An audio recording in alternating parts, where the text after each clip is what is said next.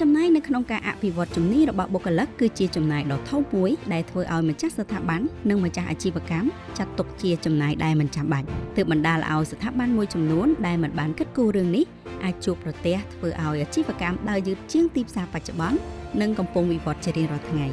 SDF ក៏បានមើលឃើញពីបញ្ហាទាំងនេះនិងបានចូលរួមនៅក្នុងការដោះស្រាយបញ្ហាលើការចំណាយក្នុងការអភិវឌ្ឍបុគ្គលិកសម្រាប់ម្ចាស់ស្ថាប័ននិងម្ចាស់អាជីវកម្មតើ SDF នឹងជួយម្ចាស់ស្ថាប័ននិងអាជីវកម្មកាត់បន្ថយការចំណាយដោយរបៀបណាហើយតើ SDF នឹងជួយគ្របដណ្ដប់ទៅលើការចំណាយអ្វីខ្លះ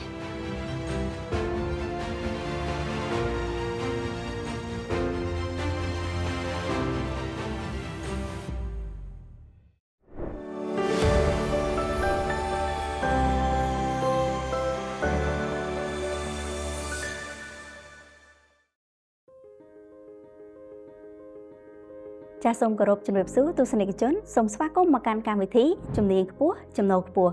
ចាសកម្មវិធីជំនាញខ្ពស់ចំណូលខ្ពស់ត្រូវបានផលិតឡើងនៅក្នុងគោលបំណងអប់រំពិភាក្សាលើកកម្ពស់ការយល់ដឹងអំពីការអភិវឌ្ឍជំនាញឆ្លើយតបទៅនឹងកម្លាំងពលកម្មនៅកម្ពុជានាពេលបច្ចុប្បន្ននិងអនាគតចាសជាច្រើនសប្តាហ៍កន្លងមកហើយដែរដែលពីកម្មវិធីរបស់យើងបានធ្វើការជជែកគ្នាច្រើនអំពីការវិនិយោគទៅលើការអភិវឌ្ឍបុគ្គលិកដែលម្ចាស់អាជីវកម្មគួរតែយកចិត្តទុកដាក់ជាចាំបាច់យ៉ាងណាមិញការចំណាយទៅលើការវិនិយោគមួយនេះក៏នៅតែជាបញ្ហាមួយដែលធ្វើឲ្យម្ចាស់អាជីវកម្មលោកមានភាពស្ទាក់ស្ទើរដូច្នេះថាតើវត្តមានរបស់ SDF នឹងអាចចូលរួមជួយសម្រាលបន្ទុកក៏ដូចជាចូលរួមដោះស្រាយបញ្ហារបស់ម្ចាស់អាជីវកម្មបានដោយរបៀបណាដូច្នេះនៅក្នុងសប្តាហ៍នេះកម្មវិធីរបស់យើងនឹងលើកយកនៅប្រធានបទថ្មីមួយទៀតដើម្បីធ្វើការជជែកពិភាក្សាអំពីការកាត់បន្ថយចំណាយលើការអភិវឌ្ឍបុគ្គលិកជាមួយ SDF ហើយយើងនឹងជួបជាមួយនឹងវាគ្មិនកិត្តិយសពិសេសរបស់យើងចាស់គឺលោកគីសុគីមដែលលោកគឺជានាយកប្រតិបត្តិនៃមូលនិធិអភិវឌ្ឍជំនាញ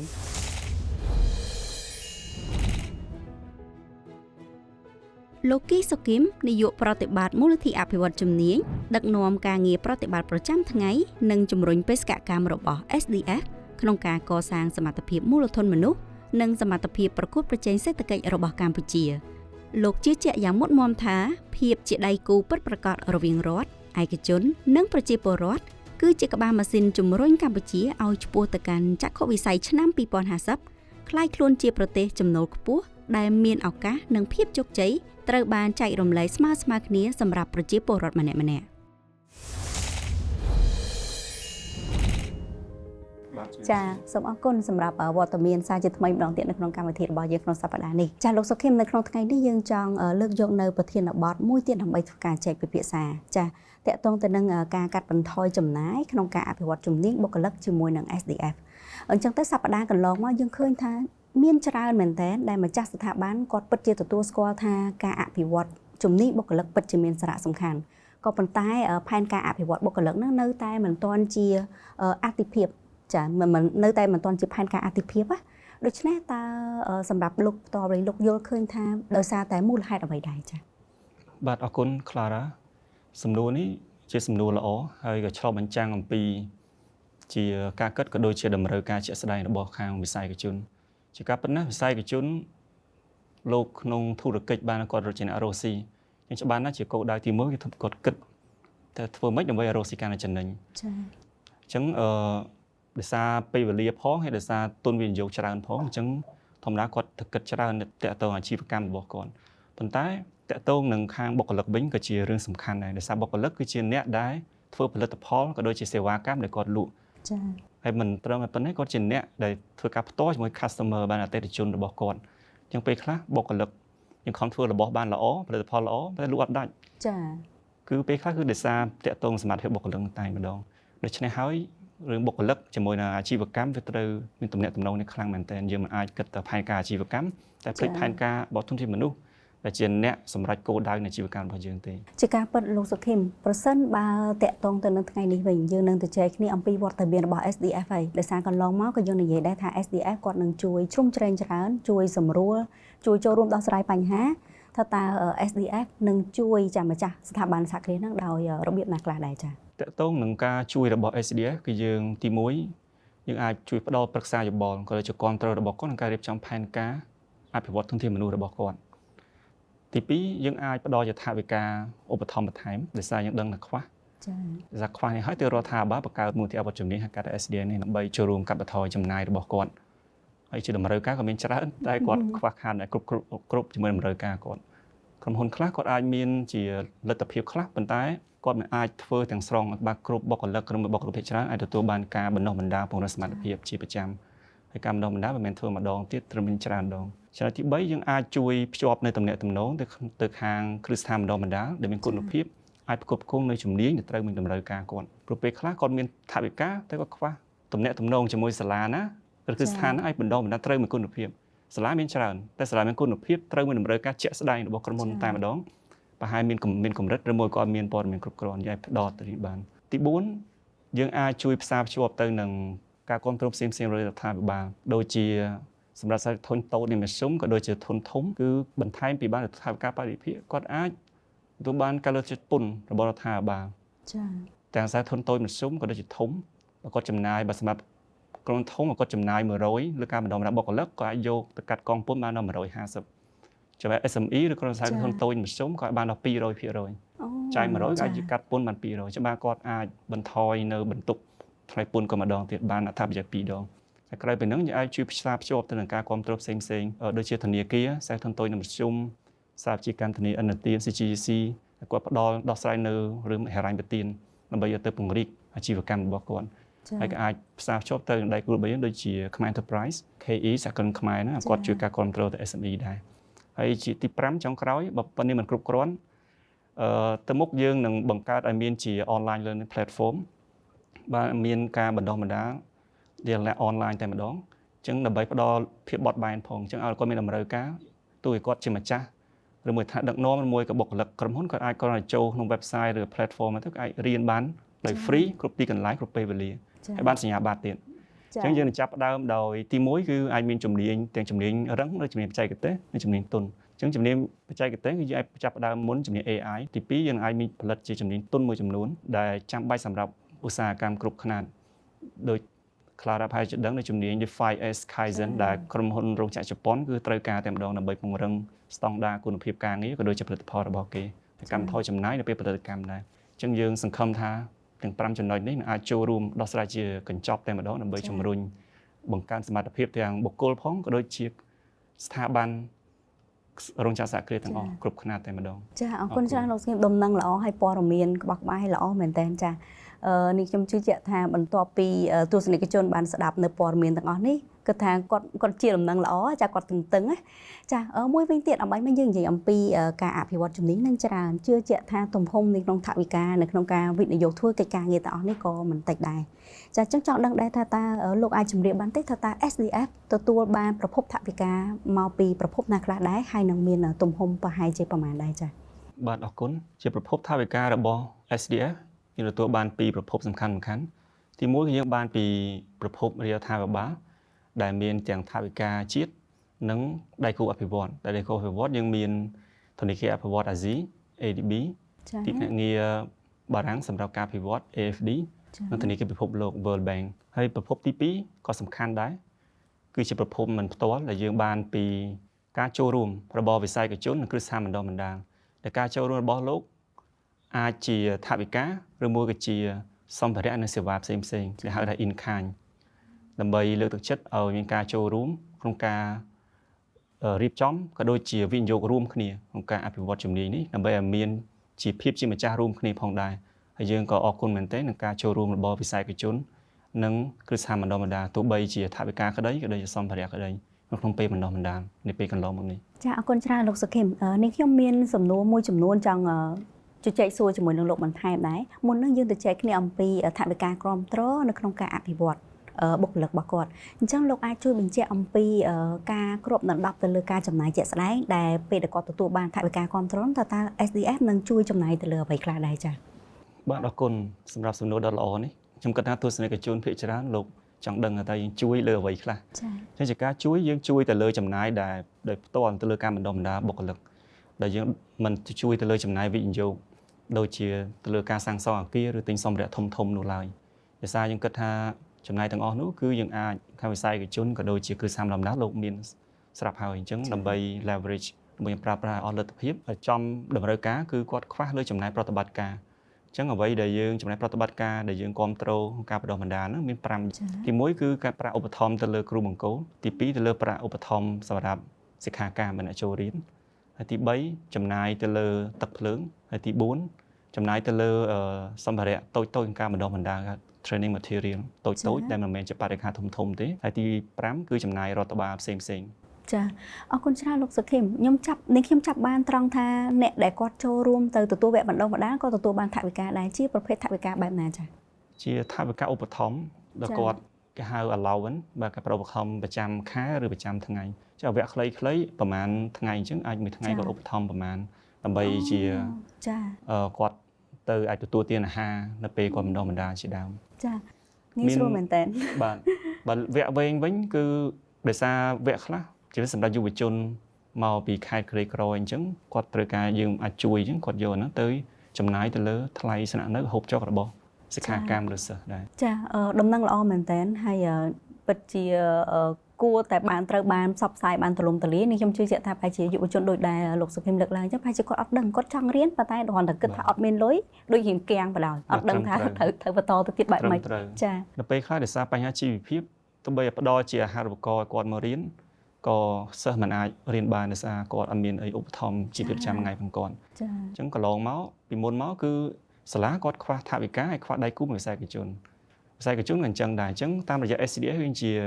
platform នៃកន្លែងមួយដើម្បីផ្សារភ្ជាប់តំណែងរវាងវិស័យឯកជននិងគឺសាមបណ្ដុះបណ្ដាលគាត់ជួបគ្នាអាចរៀបចំកម្មវិធីបណ្ដុះបណ្ដាលឲ្យត្រូវមានតម្រូវការជាក់ស្ដែងទីផ្សារការងារចា៎ហើយអ្វីបានធ្វើរយៈពេល6ឆ្នាំកន្លងក្រោយនេះប៉ុន្តែកន្លងថ្មីនេះគឺយើងឃើញបញ្ហាមកយើងផ្ដល់ជាថាវិការគ្រប់គ្រងឲ្យមានការបណ្ដុះបណ្ដាលសាលាក៏ពិបាករកសិស្សដែរពេលខ្លះពិបាករកគេចង់រៀនហើយអ្នកធ្វើការមួយចំនួនហៅគាត់មកបង្កើនជំនាញក៏ដោយសារបញ្ហាជាប់រវល់ការងារផងអញ្ចឹងហ៊ានពិបាកដែរដូច្នេះទើបយើងរកវិធីដើម្បីជួយជំរុញនិងតាក់ទាញឲ្យមានការចូលរួមក្នុងការអភិវឌ្ឍខ្លួនឯងជាប្រចាំចាអរគុណច្រើនលោកសុខឹមការពីអន្លើចាលោកក៏បានបញ្ជាក់ខ្លះដែរអំពីការជួយគ្រប់គ្រងរបស់ SDF ទៅកាន់សហគ្រាសធុនតូចនិងមធ្យមហើយនិងសហគ្រាសធំអញ្ចឹងនេះខ្ញុំសូមឲ្យលោកជួយបញ្ជាក់បន្ថែមតិចទៅតើការផ្ដល់ថវិកាគ្រប់គ្រងទៅកាន់ SME សហគ្រាសធុនតូចនិងមធ្យមហើយនិងសហគ្រាសធំហ្នឹងមានភាពខុសគ្នាបែបណាដែរហើយការជួយហ្នឹងខុសគ្នាដែរឬទេចាបាទប្រកបណាស់ការជួយយើងជួយទៅតាមតម្រូវការផងគាត់ខ្ញុំមើលលើតម្រូវការដែរអញ្ចឹងដោយសារ SME មួយខ្សែធុនតូចនិងមធ្យមលោកមានតម្រូវការច្រើនហើយសមត្ថភាពគាត់ត្រូវការអភិវឌ្ឍច្រើនដែរចា៎ហើយលទ្ធភាពគាត់មានតិចជាងខ្សែធុនធំដែរដូច្នេះសម្រាប់សហគ្រាសធុនតូចមធ្យម SME នេះគឺយើងពិសេសទី1កម្មវិធីយើងអាចជួយមិនត្រឹមតែម្ដងបុគ្គលិកនិងថ្នាក់នាំគាត់ទេអាចទី2មានកម្មវិធីជួយដល់ម្ចាស់រោងចក្រសហគ្រាសទៀតពង្រឹងសមត្ថភាពរបស់គាត់ព្រោះខ្លួនគាត់ជាម្ចាស់ស្ថាប័នម្ចាស់រោងចក្រសហគ្រាសដូចមេតបអញ្ចឹងតែយើងប្រកែយើងដឹកនាំគេបានល្អអញ្ចឹងជាទូគាត់ត្រូវការជំនាញទុនដែរដូចជំនាញដឹកនាំគ្រប់គ្រងអាជីវកម្មគាត់យល់អំពីវិធីសាស្ត្របច្ចេកវិទ្យាមួយចំនួននេះជាដើមអញ្ចឹងយើងជួយបានយើងជួយលើសពីខាងខ្សែធនធំពីព្រោះខ្សែធនធំយើងមានជួយដល់បុគ្គលិកគាត់ទេសម្រាប់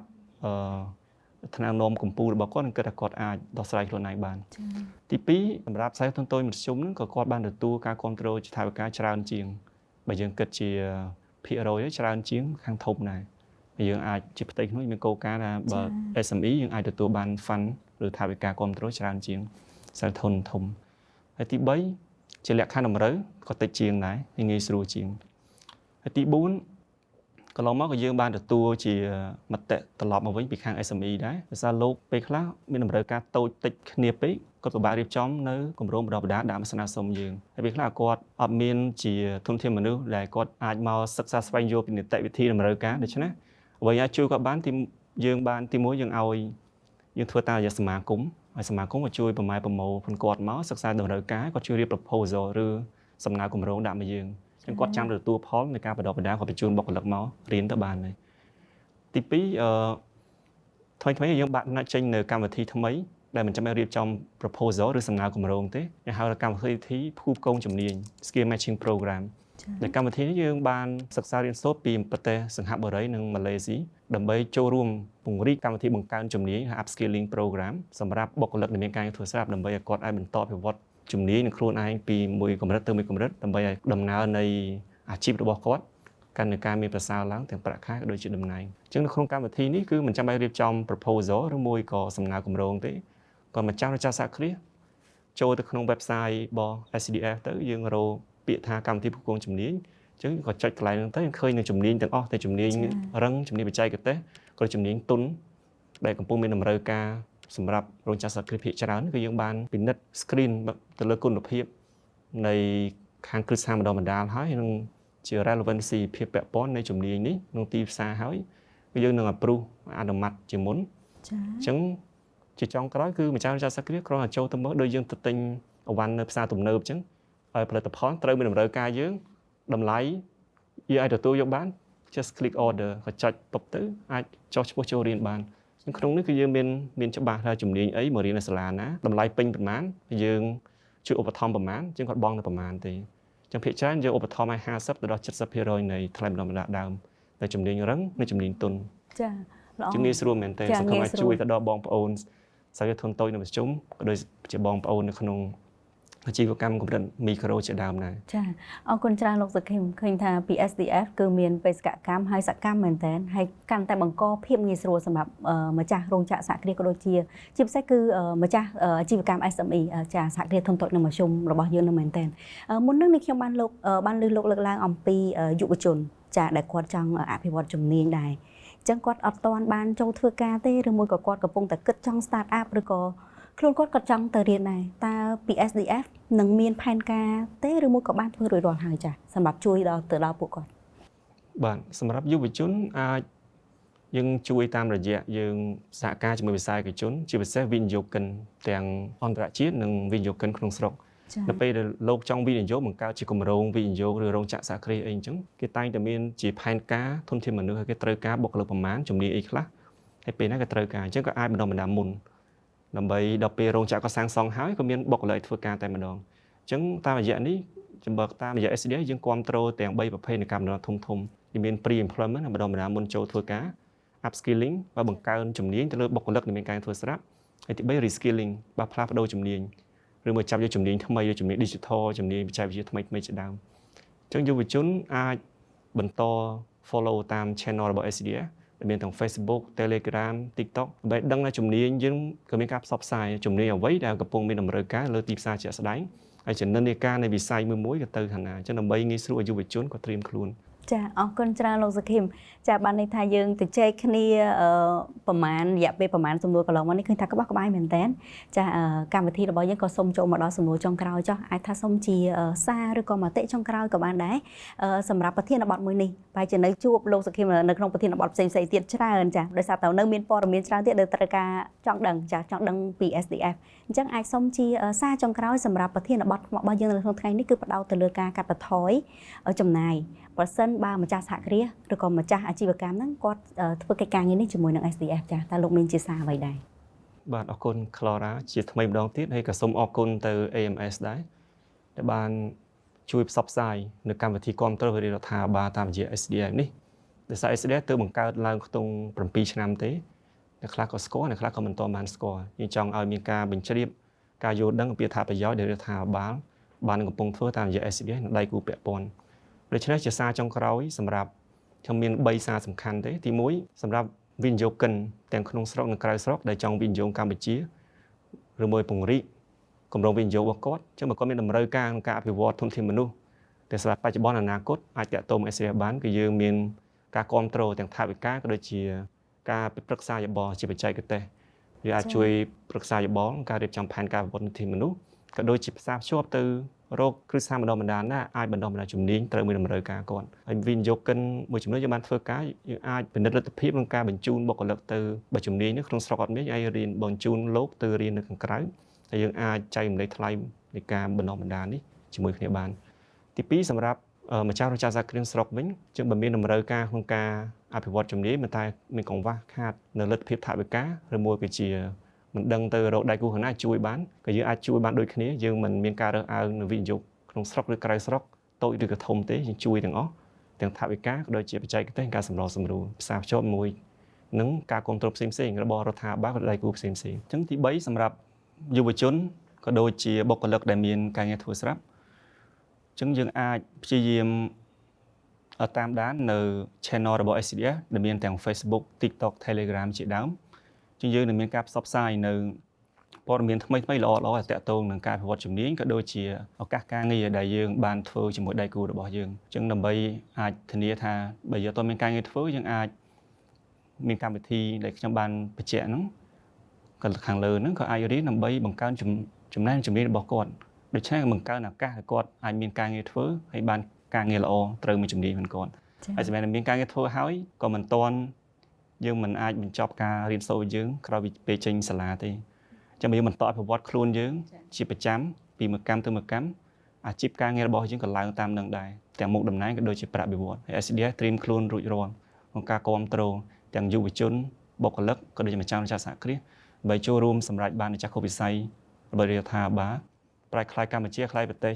ចំណូលខ្ពស់ត្រឹមឆ្នាំ2050ប៉ុន្តែដើម្បីឲ្យបានចំណូលខ្ពស់តើយើងមានជំនាញខ្ពស់ដែរបាទសូមអរគុណចាអរគុណច្រើនលោកសុខេមអរគុណចាទស្សនិកជនជាទីគោរពនិងជាទីមេត្រីបន្ទាប់ពីបានស្ដាប់នៅកិច្ចសន្ទនានៅក្នុងសប្តាហ៍នេះជឿជាក់ថាអាចស្រាយនៅចម្ងល់ជាច្រើនក៏ដូចជាបញ្ហាមួយចំនួនដែលនៅតែជាមន្ទិលនៅក្នុងការដែលស្វែងរកប្រភពថវិកានៅក្នុងការអភិវឌ្ឍធនធានមនុស្សរបស់លោកអ្នកដែលជាម្ចាស់អាជីវកម្មឬក៏រោងចក្រសហគ្រាសចាពីកម្មវិធីរបស់យើងក៏សូមថ្លែងអំណរគុណសាជាថ្មីម្ដងទៀតចាដល់លោកសុខេមដែលបានចំណាយពេលវេលាដ៏មមាញឹកឆ្លៀតចូលរួមនៅក្នុងកម្មវិធីហើយផ្ដល់នៅព័ត៌មានល្អៗមែនទែនសម្រាប់ចែកជូនទៅដល់ទស្សនិកជនរបស់យើងចានាងខ្ញុំក៏សូមបញ្ជាក់ផងដែរថា SDS មិនមែនជាគ្រឹះស្ថានបណ្ដុះបណ្ដាលនោះទេប៉ុន្តែ SDS គឺជាស្ថាប័នអចិន្ត្រៃយ៍គាំទ្រដល់ការអភិវឌ្ឍជំនាញនៅកម្ពុជាដោយទទួលបានថវិកាគាំទ្រពីរាជរដ្ឋាភិបាលធនាគារអភិវឌ្ឍន៍អាស៊ីទីភ្នាក់ងារអភិវឌ្ឍន៍បារាំងនិងធនាគារពិភពលោកកម្មវិធីជំនាញខ្ពស់ចំណុចខ្ពស់របស់យើងនៅសប្តាហ៍ក្រោយនឹងលើកយកនៅប្រធានបទថ្មីផ្សេងទៀតដើម្បីធ្វើការជជែកពិភាក្សាហើយសម្រាប់នៅក្នុងសប្តាហ៍នេះយើងក៏បានឈានចូលមកដល់ទីបញ្ចប់ចា៎នាងខ្ញុំក្លារ៉ារួមជាមួយនឹងវាគ្មិនកិត្តិយសក៏ដូចជាក្រុមការងារទាំងអស់សូមអរគុណសូមជម្រាបលា